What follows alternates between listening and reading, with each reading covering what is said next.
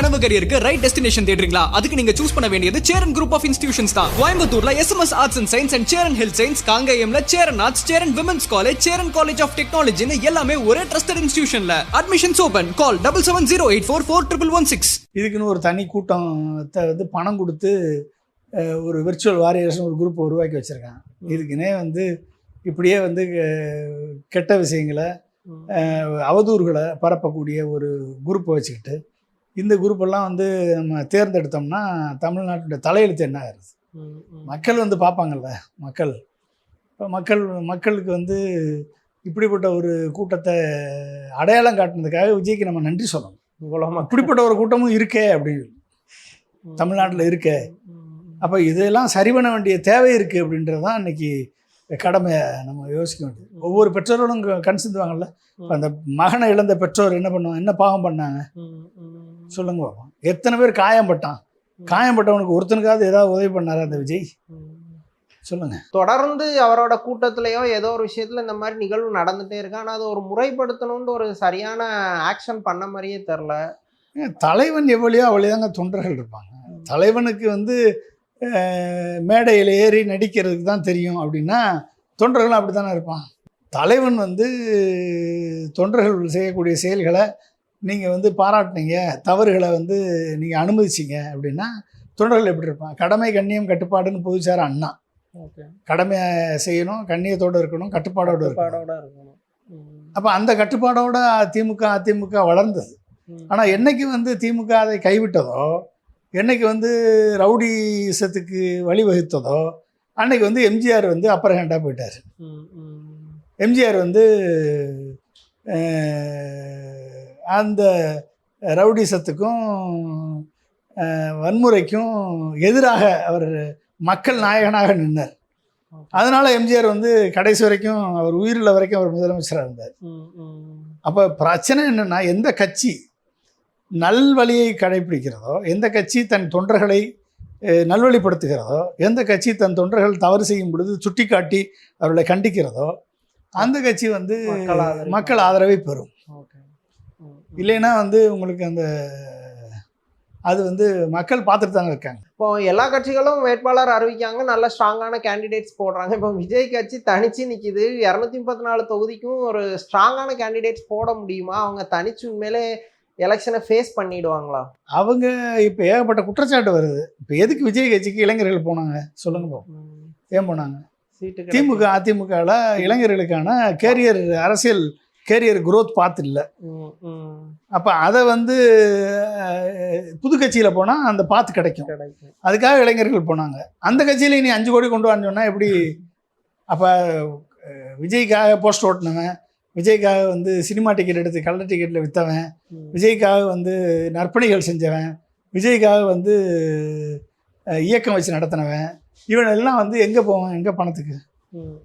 அவங்க அப்பா அம்மாட்ட காசை வாங்கிட்டு டிப்ஸ் கொடுக்குற பணத்தை வச்சு செலவழிச்சிருப்பான். மாநாடு 2 மாநாட்டுக்கு வந்திருக்கான், ஆளுகளை கூப்பிட்டு வந்திருக்கான், எல்லாம் பண்ணியிருக்கான். இப்போ போய் நீ 5 கோடி கொண்டு வானா எப்படி நிற்பேன்?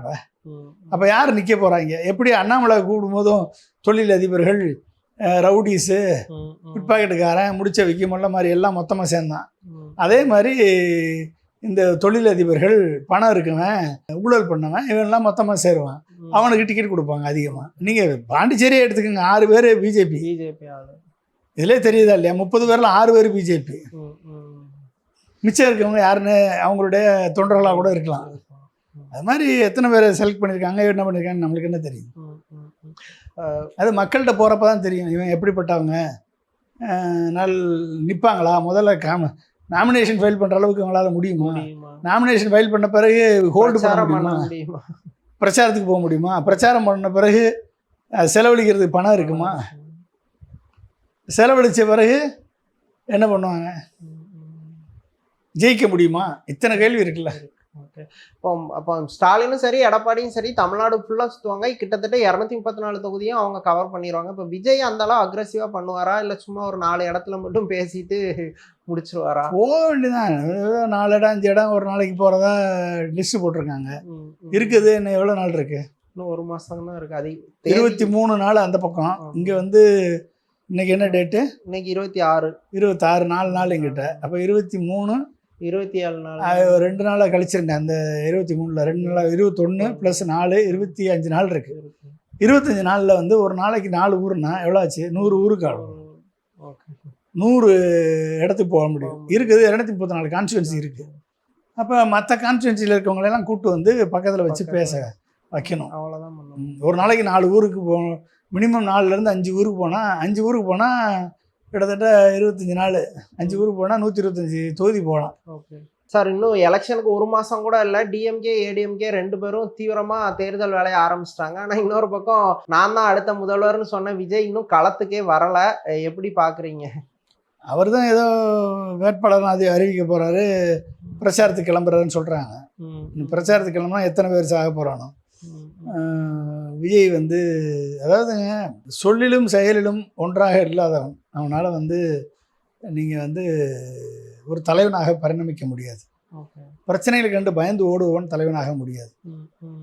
ஓகே, மேடையில் அழுபவன் தலைவனாக இருக்க முடியாது. நடிப்பவன் அரசியல்வாதியாக இருக்க முடியாது.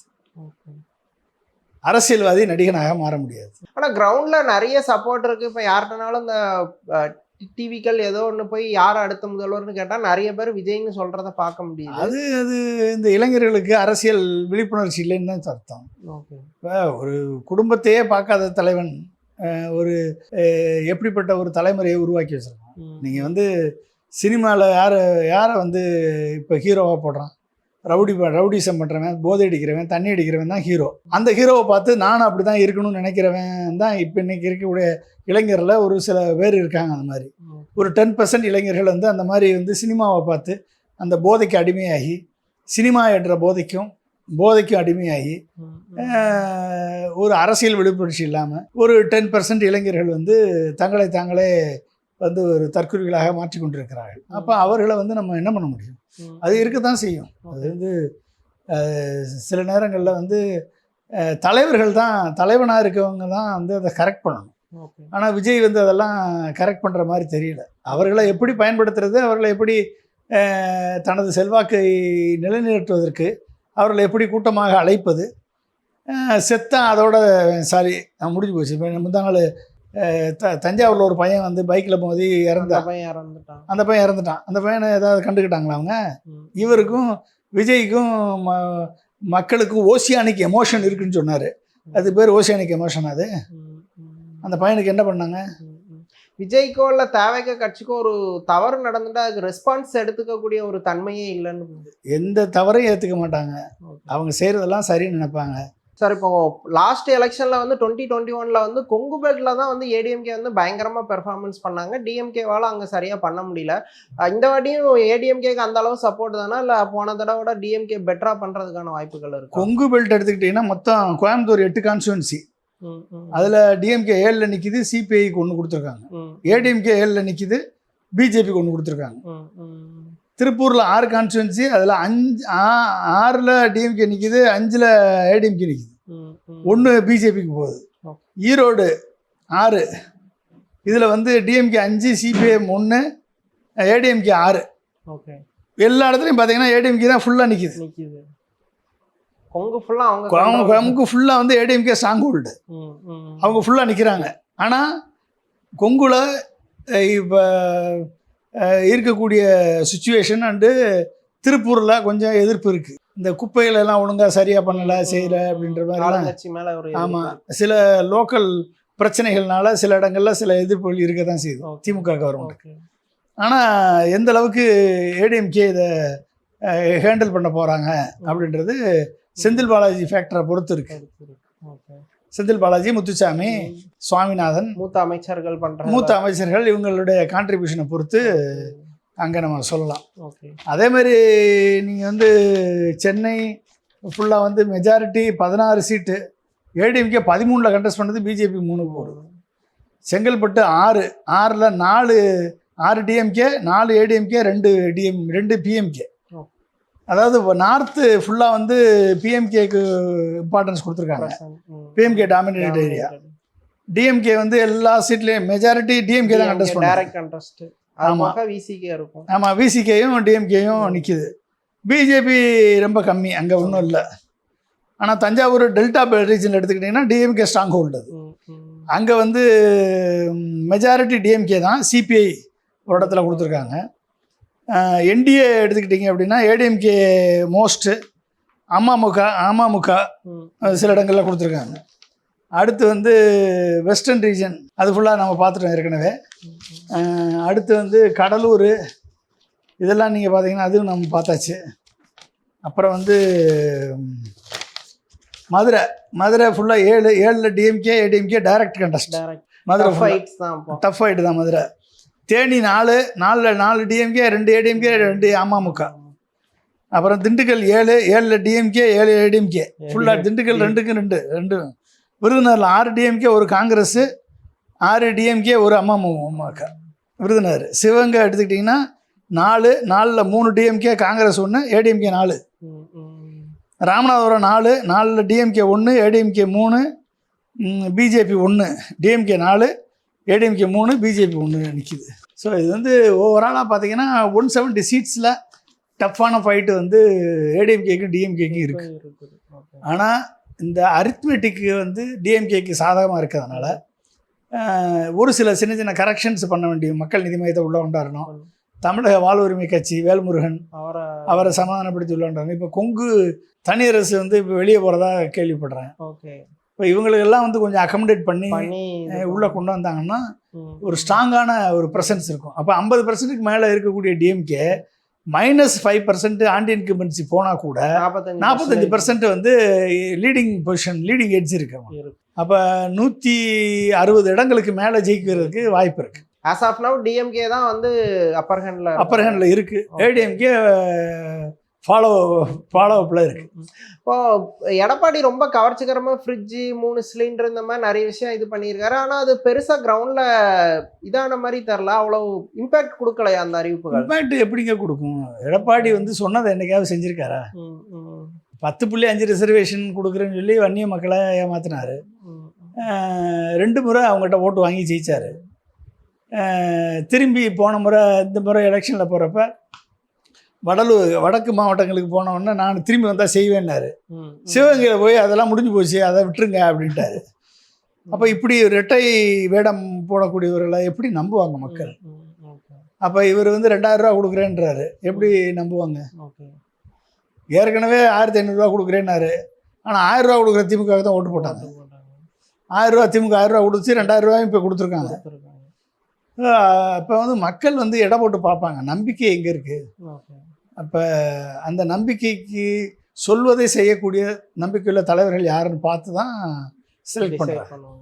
ஆன்டி இன்கம்பன்சி இருக்கு, ஸோ வெற்றி வாய்ப்பு வந்து ஏடிஎம்கே நோக்கி வந்துடும் அப்படின்ட்டு அவங்க நம்புறாங்க. உண்மையில அந்த அளவு ஆன்டி இன்கம்பன்சி இருக்கா? ஏடிஎம்கேக்கான வாய்ப்பு இருக்குதா? ஆன்டி இன்கம்பன்சி இருக்குன்னே வச்சுக்கோங்க. 5% ஆன்டி இன்கம்பன்சி இருக்குன்னே வச்சுக்கோங்க. எப்போ எல்லா ஆட்சியிலையும் ஒரு 5%, 3%லேருந்து 5% வரைக்கும் இருக்கும். நீங்கள் 5% மேக்ஸிமம் வச்சுக்கோங்க. 5% ஆன்டி இன்கம்பன்சி வச்சுக்கோங்க. இன்றைக்கி டிஎம்கே அலையன்ஸு 45% இருக்குது. இன்றைக்கி என்ன தேமுதிகவும் மக்கள் நீதி மையமும் ஓபிஎஸ் சேர்ந்ததில் 50% கிராஸ் பண்ணியிருக்காங்க.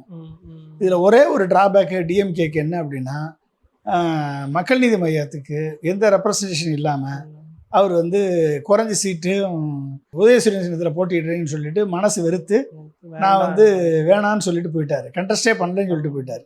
நான் வந்து முழு ஆதரவை தருகிறேன், நிபந்தனையற்ற ஆதரவு தர்றேன்ட்டு போயிட்டார். இப்போ கீழே இருக்க தொண்டர்கள் எப்படி ஒரு பண்ணுவாங்க? அவங்க டிசப்பாயின்மெண்ட் ஆகும். அப்போ அது ஒரு நெகட்டிவ் ஃபேக்டர். அப்போ கமலஹாசனுக்கு வந்த சப்போர்ட்டே என்னது? திமுகவை எதிர்த்ததுனால தான். அப்போ திமுக எதிர்ப்பு வாக்குகள் கமலஹாசனுக்கு வராது. ஆனால் கமலஹாசனுடைய ரசிகர்கள் வாக்குகள், கமலஹாசனுடைய நலம் விரும்பிகள் அந்த வாக்கு வரும்ல. இப்போ அந்த வாக்கை இழந்து நிற்க வேண்டிய சூழலில் இருக்கு. கமலஹாசனுடைய நற்பணி மன்ற தோழர்கள், கமலஹாசனுடைய கட்சிக்காரர்கள், அந்த ஃபேன்ஸ் வாக்கை வந்து டிஎம்கே மிஸ் பண்ணுறாங்க. அப்போ மிஸ் பண்ணும்ல. அப்போ அது ஒரு 2% வாக்கு போயிரும்ல. அந்த 2% வாக்கு நீங்கள் வந்து இழந்துட்டீங்கன்னா நம்ம வந்து டஃப் கண்டஸ்டில் போய் நிற்கும். தேமுதிகவுக்கு 10 கொடுத்தா நம்ம குறை சொல்லலாம், கொடுக்கட்டும், ஓகே. ஆனால் கமலுக்கு நீங்கள் அவர் சொல்லிட்டாரு வேணான்னு சொல்லிட்டாருன்னா நம்ம எதுக்கு ஏற்றுக்கணும்? அவரை நீங்கள் வற்புறுத்தி அவருக்கு கூப்பிட்டு கொடுத்துருக்கணும். ஒரு 5 சீட்டாவது கொடுத்துருக்கணும். கொடுத்துருந்து அவரை தக்க வச்சுக்கிறது தான் வந்து புத்திசாலித்தனமானது. அப்போ இன்றைக்கி இருக்கக்கூடியது வந்து ஒட்டுமொத்த ஏடிஎம்கே இந்தியா கூட்டணி இன்னைக்கு அட்வான்ஸாக போயிட்டு இருக்காங்க. சீட் ஷேரிங்கில் எடப்பாடி ஸ்கோர் பண்ணியிருக்காரு. திட்டங்களா தேர்தல் அறிக்கையோ அவர் வந்து அவருடைய தேர்தல் அறிக்கையெல்லாம் வந்து அட்ராக்டிவும் கிடையாது, அது செயல்படுத்தவும் முடியாது, நடக்காது. ஆனால் சீட் ஷேரிங்கில் போகிறாரு, ரெட்டர்லே பொசிஷன் பண்ணுறாரு, முதல்ல பிரச்சாரத்துக்கு போகிறாரு, எல்லாத்துலேயும் அட்வான்ஸாக இருக்கார். இது ஒன்று. ரெண்டாவது, அமித்ஷாவுடைய எலெக்ஷன் கமிஷன், இவிஎம், எஸ்ஐஆர், இந்த 3 உங்களுக்கு டிஎம்கேக்கு அகைன்ஸ்டாக இருக்குது. சரிங்களா? அப்புறம் விஜய் ஃபேக்டர் ஒன்று, விஜய் கட்சி, அந்த கட்சியில் வரக்கூடிய ஒரு ஃபேக்டர், அது அர்பன் கான்ஸ்டுவன்சி எல்லாம் வந்து இம்பேக்ட் ஆகும். இப்போ நீங்கள் கமலஹாசன் அங்கே வந்து நீங்கள் காம்ப்ரமைஸ் பண்ணிட்டீங்கன்னா அந்த இத்தனை 3 உங்களுக்கு அகைன்ஸ்டாக இருக்கும் பொழுது அப்போ டஃப் ஃபைட்டாக போகுமா இல்லையா அர்பன் கான்ஸ்டுவன்சி? டிஎம்கே அந்த இடத்துல ஒரு லாஸ் ஆயிட்டாங்க. ஆமாம், 5% 15% வச்சிருக்காருல கமலஹாசன் அர்பன் கான்ஸ்டுவன்சி. சென்னை, கோயம்புத்தூர், மதுரை போன்ற எல்லா அர்பன் ஏரியாவிலும் நல்ல ஓட்ஸ். ஆமாம், ஓட்டு இருக்குது. 5% 15%, நீங்கள் 15% விட்டுருங்க, 8% வச்சுக்கோங்க. ஆனால் ஆவரேஜ் 8% வாக்கு. ஆனால் அதே இது தேமுதிகவுக்குள்ள இருக்குது. தமிழ்நாடு முழுக்க தேமுதிகவுக்கு வாக்கு இருக்குது. விஜயகாந்துக்கு ஒரு ஃபேக்டர் இருக்குது, விஜயகாந்துக்கு ரெஸ்பெக்ட் பண்ணுறாரு முதல்வர், அதில் ஒன்றும் பிரச்சனை இல்லை. ஆனால் அவங்களுக்கும் வாக்கு இருக்குது, ஆனால் அந்த வாக்கு வந்து 1% கீழே இருக்குது. ஆனால் கமலஹாசனுக்கு அரௌண்டு 6 to 8% இருக்குது சிட்டி சைடில். மொத்தமாக ஓவரால் எடுத்துக்கிட்டிங்கன்னா 2.47%. ஆனால் அர்பன் கான்ஸ்டுவன்சியில் அரௌண்ட் 8% அந்த அர்பன் கான்ஸ்டுவன்சியில் விஜய் ஃபேக்டர் வரும் பொழுது கமலஹாசனுடைய வாக்காளர்கள்லாம் வந்து டிஜெக்ட் ஆகிட்டு போயிட்டாங்கன்னா அப்போ வந்து அது இழப்பு தானே டிஎம்கே கூட்டணிக்கு. அப்போ அது வந்து திமுக கூட்டணிக்கு அகென்ஸ்டாக தான் அது போகும். ஸோ அதை வந்து முதல்வர் கவனத்தில் எடுத்து கமலஹாசனை எப்படி உள்ளே கொண்டு வர்றது அப்படின்னு பார்க்கணும். அதிமுக கூட்டணியில வந்து பிஜேபிக்கு 27 தொகுதி ஒதுக்கி இருக்காங்க. ஆனா அந்த 27 தொகுதி எல்லாமே வந்து டிஎம்கேக்கு ஸ்ட்ராங்கா இருக்க தொகுதி. எடப்பாடி வந்து பிஜேபிக்கு நல்லா மிளகா அரைச்சிட்டாருன்னு விமர்சனம் இருக்கு. நீங்க எப்படி பாக்குறீங்க சார்? எடப்பாடி வந்து சீட் அலோகேஷன்ல ஒரு அப்பர் ஹேண்டு தான் எடுத்திருக்காரு. சீட் அலோகேஷன்ல வந்து பிஜேபியை வந்து பிஜேபியினுடைய எண்ணம் வந்து கழகங்கள் இல்லாத தமிழ்நாடு. அதில் முதலில் ஒழிக்கப்பட வேண்டிய கழகம் அண்ணா திராவிட முன்னேற்ற கழகம். அதனால தான் பிஜேபி யாரோட கூட்டணி வச்சுருக்கோ அந்த கழகத்தை ஒழிப்பதற்கு பிஜேபி பிளான் பண்ணது. ஆனால் எடப்பாடி அவர்கள் வந்து நீ ஜெயிச்சா தானே என்னை ஒழிப்ப, நீ ஜெயிச்சா தானே வந்து எனக்கு வந்து என்டிஏ கூட்டணி ஆச்சுன்னு சொல்லுவேன், உன்னை எங்கே வைக்கணுமோ வைக்கிறேன்னு சொல்லி கிட்டத்தட்ட ஒரு 15 தொகுதிகள் வந்து அமைச்சர்கள் திமுகவினுடைய ஸ்ட்ராங் ஹோல்டு அந்த அமைச்சர்கள் தொகுதியை வந்து பிஜேபியும் பிஜேபியினுடைய கூட்டணி கட்சியான தாவேகா போன்ற கட்சிகளுக்கு அலாட் பண்ணியிருக்காங்க. அப்படிங்கும்போதும் வந்து அது வந்து ஒரு டஃப்பான ஃபைட்டாக தான் இருக்கும். அது வந்து பிஜேபி ஜெயிப்பதற்கு டஃப்பாக தான் இருக்கும். எனவே மெஜாரிட்டியான டிஸ்ட்ரிக்டில் அனைத்து இந்திய அண்ணா திராவிட முன்னேற்ற கழகமும் திராவிட முன்னேற்ற கழகமும் நேரடியான ஃபைட்டுக்கு எய்ம் பண்ணியிருக்காரு. பிஜேபியை வந்து ரெஸ்ட்ரிக்ட் பண்ணிட்டார். அண்ணாமலையை காலி பண்ணிட்டார். ஏகப்பட்ட பேரை பிஜேபியில் இருக்கக்கூடிய சென்னையில் யாரெல்லாம் போட்டியிடணும்னு நினச்சாங்களோ அவங்களெல்லாம் அவங்களுடைய கனவுகளையெல்லாம் காலி பண்ணிட்டார். கோயம்புத்தூரில் யாரெல்லாம் போட்டியிட்டு வரணும்னு நினச்சாங்களோ அவங்க கனவுகளையெல்லாம் காலி பண்ணிட்டார். ஸோ எடப்பாடி வந்து சீட் அலோகேஷனில் ஒரு லீடர்ஷிப் பொசிஷனை எடுத்துட்டார். அப்படி தான் நம்ம பார்க்கணும். இப்போ சீட் ஷேரிங் ரிலேட்டடாக அவர் எடப்பாடி அடிக்கடி டெல்லி போகும்போது கடுமையாக விமர்சனம் இருந்துச்சு. எடப்பாடி ஆளுமையாக செயல்படலை, எல்லாமே அமித்ஷாவை கேட்டு தான் செயல்படுறாருன்னு. அவ்வளோ நெருக்கடி இருக்கும்போது எப்படி சீட்டை 27க்குள்ளே சுருக்கிட்டாரு? அது போக தொகுதிகளும் ரொம்ப வீக்கான தொகுதியாக கொடுத்துட்டாரு. அது எப்படி பாசிபிள்? அது வந்து எடப்பாடி வந்து சென்னையில் இருக்கக்கூடிய தமிழ்நாட்டில் இருக்கக்கூடிய பிஜேபியை வந்து மதிக்கணும்னு அவசியம் இல்லை. நம்ம வந்து மோடியையும் அமித்ஷாவையும் கன்வின்ஸ் பண்ணால் போதுன்ற ஒரு ஸ்டாண்ட் எடுத்து யாரை எங்கே வந்து கன்வின்ஸ் பண்ணால் போதுன்ற ஸ்டாண்ட் எடுத்துட்டார். அவர் என்ன அங்கே போய் சொல்லியிருப்பார், இப்போ ஏன் வந்து இவ்வளவு தூரம் ஒரு வீக்கான தொகுதிகளாக பிஜேபிக்கும் அவருடைய அலைஸுக்கும் அலாட் பண்ணியிருக்காரு, ஜெயிக்கக்கூடிய வாய்ப்பே இல்லாத தொகுதிகளை அலாட் பண்ணியிருக்காரு, அதை வந்து ஏற்றுக்கொள்ள வேண்டிய நிலைக்கு பிஜேபியும் அவருடைய என்டிஏ அலைஸும் தள்ளப்பட்டிருக்கிறார்கள் என்று சொன்னால் அதுக்கு காரணம் வந்து எடப்பாடி வந்து ஒரு மோடியையும் அமித்ஷாவையும் கன்வின்ஸ் பண்ணக்கூடிய கேப்பபிலிட்டி எடப்பாடிகிட்ட இருக்குது. அப்போ எப்படி கன்வின்ஸ் பண்ணியிருப்பார்? நீங்கள் வந்து யார் ஜெயிச்சா என்ன, பிஜேபி ஜெயிச்சா என்ன, ஏடிஎம்கே ஜெயிச்சா என்ன, நாங்கள் எல்லாரும் உங்களுக்கு அடிமைகள் தான். அப்போ வந்து நான் மக்கள்கிட்ட போய் ஓட்டு வாங்கி ஜெயிக்கணும்னா அதிமுக அதிக இடங்களில் போட்டியிடணும். உங்களுக்கு 27 சீட்டு தானே நான் தர்றேன், 27 சீட்டுக்கு மேலே கேட்காதீங்க. ஏன்னா காங்கிரஸுக்கு கொடுத்த சீட்டை விட அதிகமாக கொடுத்தா உங்கள் கேண்டிடேட்லாம் தோற்றுருவாங்க. ஆனால் ஏடிஎம்கே போட்டால் ரெட்டலையில் நின்னா நாங்கள் வந்து ஜெயிப்போம். ஜெயிச்சு வந்த பிறகு நாங்கள் வந்து உங்களுக்கு அகென்ஸ்டாக போக போகிறோமா? பிஜேபி என்ன சொல்லுதோ, மோடியும் அமித்ஷாவும் என்ன சொல்கிறாங்களோ அதை கேட்டு தான் தமிழ்நாட்டுடைய பிஜேபி நடக்குது. தமிழ்நாட்டுடைய பிஜேபி தமிழ்நாட்டுடைய நலன்களுக்காக இங்கே ஒர்க் பண்ணல. அதே மாதிரி வந்து அதிமுகவை சேர்ந்த நாங்களும் தமிழ்நாட்டு நலன்களுக்காக நான் ஒர்க் பண்ண மாட்டோம். பிஜேபி என்ன சொல்லுதோ அந்த கேட்கக்கூடிய அரசாங்கத்தை நாங்கள் உருவாக்குவோம். எங்களுக்கு முதலமைச்சர் பதவி வேணும், நாங்கள் ஆட்சிக்கு வரணும், ஆட்சிக்கு வந்தால் தான் எதுவுமே செய்ய முடியும் அப்படின்னு சொல்லி மோடி அமித்ஷாவே கன்வின்ஸ் பண்ணக்கூடிய கேப்பபிலிட்டி எடப்பாடிகிட்ட இருக்குது அப்படின்னா சிரிச்சுக்கிட்டே கன்வின்ஸ் பண்ணிட்டு வந்திருப்பார். அப்போ சரி நீ எவ்வளோ தூரம் போறியோ போ அப்படின்னு சொல்லி அவங்க விட்டுட்டாங்க, அவ்வளோதான். பிஜேபியும் நம்ம மூஞ்சில் போனால் அது மக்கள் ஏற்றுக்க மாட்டாங்க, ஸோ ஏடிஎம்கே ஃபேஸ் கார்ட்லேயே போகலாம் அப்படின்ட்டு அவங்களும் ஒரு சேஃபர் கேமை ப்ளே பண்ணுறாங்களா? ஆமாம், அவங்களுக்கு ஜெயிக்கணும்ல. முதல்ல வந்து கவர்மெண்ட் ஃபார்ம் பண்ணணும், அப்போ ஜெயிக்கணும். ஜெயிச்சாதான் நீங்கள் வந்து அதை அச்சீவ் பண்ண முடியும், அந்த லட்சியத்தை அச்சீவ் பண்ண முடியும். இப்போ ஜெயிக்காமல் நீங்கள் எப்படி அச்சீவ் பண்ணுவீங்க? அப்போ அந்த ஜெயிக்கிறதுக்கான வழிமுறை என்ன? அப்போ ஏடிஎம்கே ரெட்டலை சிம்பிளில் போனால் தான் ஜெயிக்க முடியும். இதே அண்ணாமலையே வந்து 2021 தேர்தலில் மோடி படத்தெல்லாம் அழிச்சிட்டு தானே கேம்பெயின் பண்ணார். அண்ணாமலையே அப்படி மோடி படத்தை போட்டால் இன்றைக்கி தமிழ்நாட்டில் பருப்பு வேகாதுன்னு தெரியுமில்ல உங்களுக்கு. நம்ம ஆட்களை கூட்டு வரலாம், மீட்டிங் போடலாம், ஆனால் மோடி படத்தை போட்டால் தமிழ்நாட்டு மக்கள் எப்படி ஏற்றுக்கொள்வார்கள்?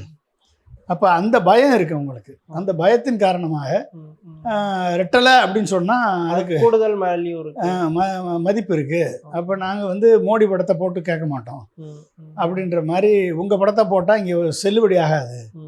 நான் ஜெயிச்சு வந்து உங்களுக்கு அடிமையாக இருக்கேன், நீங்கள் எதுக்கு பிஜேபி கட்சிக்காரங்க தான் அடிமையாக இருக்கணும்னு அவசியமா? ஏன் ஏடிஎம்கே அடிமையாக இருக்கக்கூடாது? நாங்கள் ஏற்கனவே 4.5 வருஷம் உங்களுக்கு அடிமையாக தானே இருந்தோம், ரெட்டை இன்ஜின் சர்க்கார் தானே நடத்தணும், நீங்கள் சொல்கிறது தானே கேட்டு செஞ்சோம். உங்களுக்காக நாங்கள் எல்லா மக்கள் விரோத சட்டங்களுக்கு ஆதரவு கொடுத்தோமா இல்லையா? அப்படின்றதுனால அது வந்து அவங்களுக்கு ஒரு கன்வின்சிங்காக இருந்திருக்கும். சரி பரவாயில்ல. ஓகே, அமித்ஷா பொறுத்த வரைக்கும் ஏடிஎம்கே கவர்மெண்ட்னால அது பிஜேபி கவர்மெண்ட் தான். அமித்ஷா பொறுத்த வரைக்கும் எடப்பாடி கவர்மெண்ட்னால அது பிஜேபி கவர்மெண்ட் தான். அதனால் வந்து சரி இருக்கட்டும் அப்படின்ற பேர் தான் வேறு, வித்தியாசம் தான் வேறு இல்லையா? மற்றபடி ஆர்எஸ்எஸ்னுடைய குரலாக தானே எடப்பாடி ஒழிச்சிட்ருக்காரு இவ்வளோ நாளாக. ஓகே, அவரை சுற்றி இருக்கவங்க அத்தனை பேருமே ஆர்எஸ்எஸ் இருந்து வந்தவங்க தானே அவரை சுற்றி அன்னைக்கு ஆட்டு வச்சுக்கிட்டு இருக்காங்க. அப்படிங்கும் போதும் எடப்பாடி சொல்கிறது தான் அவங்க கேட்பாங்க. வெறும் கூட்டணி மட்டும் இல்லை, கொள்கை ரீதியாகவே பாஜகவோட பி டீமாகவே மாறிட்டாங்க. ஏடிஎம்கேன்ற என்னைக்கு பெரியார் படத்தை ரிமூவ் பண்ணாங்களோ, என்னைக்கு போன மீட்டிங்கில் அண்ணா படத்தை தூக்கி எறிஞ்சாங்களோ, அதுக்கு பிறகு அங்கே அண்ணாவுக்கும் என்ன வேலை இருக்குது, பெரியாருக்கு திராவிடத்துக்கு என்ன வேலை இருக்குது? அண்ணாவும் கிடையாது, திராவிடமும் கிடையாது. அமித்ஷா ஆரிய முன்னேற்ற கழகம் தான் அதுக்கு பேர், அண்ணா திராவிட முன்னேற்ற கழகம் கிடையாது. இப்போ வானதி சீனிவாசன் போன தடவை கோவை தெற்கில் ஜெயிச்சிருந்தாங்க, அந்த தொகுதியும் அவங்களுக்கு ஒதுக்கலை. நயினா நாகேந்திரன் 20 வருஷத்துக்கு மேலே திருநெல்வேலி தொகுதியில் அவரோட தனிப்பட்ட செல்வாக்கிலே வெற்றி பெற முடியும், அவருக்கும் திருநெல்வேலி தொகுதியை ஒதுக்கலை. இவங்கெல்லாம் எப்படி வெற்றி வாய்ப்பு இல்லை அப்படிங்கிறதுனால அவங்களே பின்வாங்கிக்கிட்டாங்களா, இல்லை இதை நம்ம எப்படி புரிஞ்சுக்கணும்? ஆக்சுவலி போன முறை கமலஹாசன் வந்து கோயம்புத்தூர் சவுத்தில் நின்றதுனால வானதி சீனிவாசன் வந்து வெற்றி பெற முடிந்தது. இதை விட அவர் நிற்கலை. அப்போ என்ன ஆகும்? அங்கே தோல்வி தான் வரும் வானதி சீனிவாசன். கமலஹாசன் நின்றதுனால கடைசி நேரம் தில்லுமுள்ளுகள் பண்ணி தபால் ஓட்டுகளில் மேனிப்புலேட் பண்ணி வானதி சீனிவாசன் வெற்றி பெற்றதாக அறிவிக்கப்பட்டார். இப்போ வந்து அந்த வாய்ப்பு இல்லை, அந்த இங்கே வெற்றி பெறக்கூடிய வாய்ப்பு அங்கே இல்லை. அதனால் அவங்க வந்து தொகுதி மாறுறாங்க. திருநெல்வேலி ஏன் கொடுக்கலன்னு எனக்கு தெரியல. தமிழிசையும் மயிலாப்பூர்ல கண்டெஸ்ட் பண்றாங்க, அது என்ன மாதிரி வாய்ப்பு இருக்கும் சார்? மயிலாப்பூர் வந்து பிஜேபி சார்பான தொகுதி தானே அது. ஆனா பிராமின்ஸ் கேண்டிடேட்டை தான் அவங்க சப்போர்ட் பண்ண வாய்ப்பு இருக்கு. இவங்க வந்து ராதாபுரமோ இல்ல விலவங்கோடுனா கூட தமிழிசைக்கு கொஞ்சம் ஃபேவரா இருந்திருக்கும். அவங்க என்ன ஆங்கிள் கட்சி சார்பா நிக்கிறதுனால ஒரு வேளை அவங்களுக்கு வாய்ப்பு கிடைச்சாலும் நினைக்கிறேன். அதுவும் போக முன்னாள் கவர்னர் அவங்களுக்கு அந்த மாதிரி ஒரு வாய்ப்பு கிடைச்சாலும் கிடைக்கலாம். அதனால வந்து டஃப் தான் அது. வந்து இவங்களுக்கு எல்லாமே டஃப்பான லிஸ்ட் தான் கொடுத்துருக்காங்க. இது வந்து ஒரு புகைச்சலை தான் ஏற்படுத்தும். அது வந்து இப்போ அண்ணாமலையே வந்து தொகுதி இல்லாம அலையிறாரு. எனக்கு ஆக்சுவலா அண்ணாமலை வந்து கவுண்டம்பாளையம் இல்ல சிங்காநல்லூரை வந்து எய்ம் பண்ணி இருந்தாரு. ஆனா அந்த 2 தொகுதியும் கொடுக்கல, அதனால அவர் கண்டெஸ்ட் பண்ணல அப்படிங்கிற மாதிரி இது பண்றாரு. ஸோ அவங்க அவரோட ஆதரவாளர்கள் அது டிஸ்டர்ப் பண்ணுமா? கண்டிப்பா அது வந்து ஆதரவாளர்கள் கண்டிப்பா அந்த கூட்டணிக்காக ஒர்க் பண்ண மாட்டாங்க, அது வந்து உறுதி. எப்படி வந்து அண்ணாமலையினுடைய சாப்டர் அவரோட கேரியரையே க்ளோஸ் பண்ணிட்டாரு எடப்பாடி, இப்போ தொகுதியும் காலி பண்ணிட்டாரு, இப்போ எம்எல்ஏவும் ஆக முடியாது. அப்போ வந்து நீங்கள் வந்து என்ன பண்ணுறது? அப்போ வந்து அண்ணாமலை சார்ந்தவர்கள் எப்படி ஒர்க் பண்ணுவாங்க? அது வந்து அவங்களுடைய கோஆப்ரேஷன் இங்கே கிடைக்காது. ஓரளவு தொண்டர்கள் செல்வாக்கு இருக்க ஒரே பிஜேபி தலைவர்னா அது அண்ணாமலை மட்டும்தான். அவரையும் காலி பண்ணும்போது மற்றவங்க டிஸ்டர்ப் ஆகிறதுக்கான வாய்ப்பு தான் இருக்குல்ல. கண்டிப்பாக அது வந்து அவருடைய ஓன் எஃபர்ட்டில் தான் 18% கூட்டணி என்டிஏ கூட்டணி வாக்கு வந்துச்சு. 11% பிஜேபியும் 18% என்டிஏ கூட்டணி வாக்கு வந்துச்சு. அதில் ஏகப்பட்ட தில்லுமுள்ளு, அது 2வது விஷயம், அதை வச்சுக்கோங்க. பட் ஆனால் அதை வாங்கிய அண்ணாமலையை இன்னைக்கு வந்து கூட்டணியில் இவ்வளவு டம்மியான பிறகு அவர் எப்படி ஒர்க் பண்ணுவார்? எப்படி வந்து அவருடைய தொண்டர்கள், அவருடைய ஆதரவாளர்கள் இந்த கூட்டணி வெற்றிக்காக, எடப்பாடி வெற்றிக்காக பாடுபடுவாங்க? அது ஒரு கொஸ்டின் மார்க் தான். கொங்கு பெல்ட்ல வந்து எடப்பாடியை தவிர்த்துட்டு வேற யாரும் ஒரு ஸ்ட்ராங் லீடரா வந்துடக்கூடாது நம்ம கம்யூனிட்டியில அப்படின்ட்டு எடப்பாடி கான்சியஸா இருக்காரா? அவர் கான்சியஸாக இருக்காரு. அது மட்டும் இல்லாமல் எடப்பாடி வந்து ஒரு chief minister candidate, already chief மினிஸ்டராக இருந்தவர். அதனால கொங்கு பெல்ட்டில் இருக்கக்கூடிய கவுண்டர்கள் அவங்கெல்லாம் வந்து எடப்பாடிக்கு வந்து ஒரு ஆதரவாக தான் இருக்காங்க. அதனால வந்து கவுண்டர்கள் மத்தியில் கொங்கு பெல்ட்டில் எடப்பாடிக்கு ஒரு செல்வாக்கு இருக்க தான் செய்யுது, இல்லாமல் இல்லை. அந்த செல்வாக்கை வந்து சரியாக காய் நகர்த்தி வேற யாரும் வந்துடக்கூடாது, வேற யாரும் அண்ணாமலை வந்துடக்கூடாது, சேம் கம்யூனிட்டிங்கிறதுனால எடப்பாடி அதில் இன்னும் கூடுதல் கான்சியஸாக இருக்காரு. அதனால அவர் வந்து விடக்கூடாதுன்றது ரொம்ப தெளிவாக இருக்கார். அது அரசியலில் வந்து அவர் சசிகலாவே ஓச்சவர், ஓபிஎஸ் டிடிவியே காலி பண்ணவர். அப்புறம் எடப்பாடி இது ஆளுங்கட்சியாக இருக்கக்கூடிய 17 மாநிலங்களில் ஆளுங்கட்சியாக இருக்கக்கூடிய பிஜேபியினுடைய ஆதரவு பெற்ற மோடி, அமித்ஷா ஆதரவு பெற்ற அண்ணாமலையை காலி பண்ணவர். அப்புறம் அவருக்கு சீட்டு கொடுப்பாரா? அது நடக்குமா? அது அதனால் வந்து அண்ணாமலை சார்பாக இருக்கக்கூடியவர்கள் இதில் முழு மனதோடு ஒர்க் பண்ணுவாங்களான்றது ஒரு மிகப்பெரிய கொஸ்டின் மார்க். இப்போ இந்த விஷயத்தில் வந்து பிஜேபி தொகுதி ஒதுக்கீட்டில் பிஜேபி ஏமாந்துட்டாங்க அப்படின்னு புரிஞ்சுக்கணுமா, இல்லை பிஜேபி கிட்ட இன்னொரு பிளான் இருக்கு அப்படின்னு புரிஞ்சு? தமிழக பிஜேபி ஏமாந்து விட்டார்கள், டெல்லி பிஜேபி வந்து எடப்பாடி பேச்சை நம்பி விட்டார்கள். அவ்வளோதான். எடப்பாடி வந்து நாங்கள் உங்களுக்கு சிறந்த அடிமை, பிஜேபி காரனை விட சிறந்த அடிமை நான் தான் உங்களுக்கு, அதனால வந்து உங்களுக்கு உறுதியாக விசுவாசமாக எப்பயுமே இருப்போம் என்று சொன்ன வார்த்தையை அவர்கள் நம்பி இருக்கிறார்கள். அதான் தெரியுது. இப்போ தமிழ்நாட்டில் உள்ள அந்த சீனியர் லீடர்ஸான நைனா நாகேந்திரன், வானதி, இன்னும் நிறைய பேருக்கு அண்ணாமலை வளர்றது பிடிக்கலையா, அதனால அண்ணாமலைக்கு ஃபேவரான தொகுதியை பர்பஸ்ஃபுல்லாக அவாய்ட் பண்ணிட்டாங்களா? அதை எப்படி பார்க்கணும்? சரியில்லையே, அவங்க நெகோசியேஷனில் கேட்டு வாங்கியிருக்கணும். அண்ணாமலை நிற்கணும்னு நினச்சிருந்தாங்கன்னா நெகோசியேஷனில் ஃபைட் பண்ணி என்ன தொகுதி, சிங்காநல்லூர், கவுண்டம்பாளையம் அது 2 தொகுதியாக வாங்கியிருக்கணும். இல்லை கரூர்லேயாவது ஒரு தொகுதி வாங்கி கொடுத்துருக்கணும். 3மே இல்லை அப்படின்றப்ப, கோயம்புத்தூரில் ஒரு தொகுதி தான் கொடுத்துருக்காங்க அப்படின்றப்ப, உங்களுக்கு திருப்பூரில் 2 தொகுதி கொடுத்துருக்காங்க தெரியுது, கோயம்புத்தூரில் ஒரு தொகுதி தான் அப்படின்றப்ப வந்து அவர் இதுவரைக்கும் நர்ச்சர் பண்ணி வளர்த்த கோயம்புத்தூரில் அவருக்கு அந்த வாய்ப்பு இல்லாமல் செய்யப்பட்டிருக்கு. இத்தனைக்கு நாடாளுமன்ற தேர்தலில் வந்து ஏடிஎம்கே கேண்டிடேட்டை பின்னாடி தள்ளிட்டு அண்ணாமலை 2ஆவதாக வந்தார் கிட்டத்தட்ட.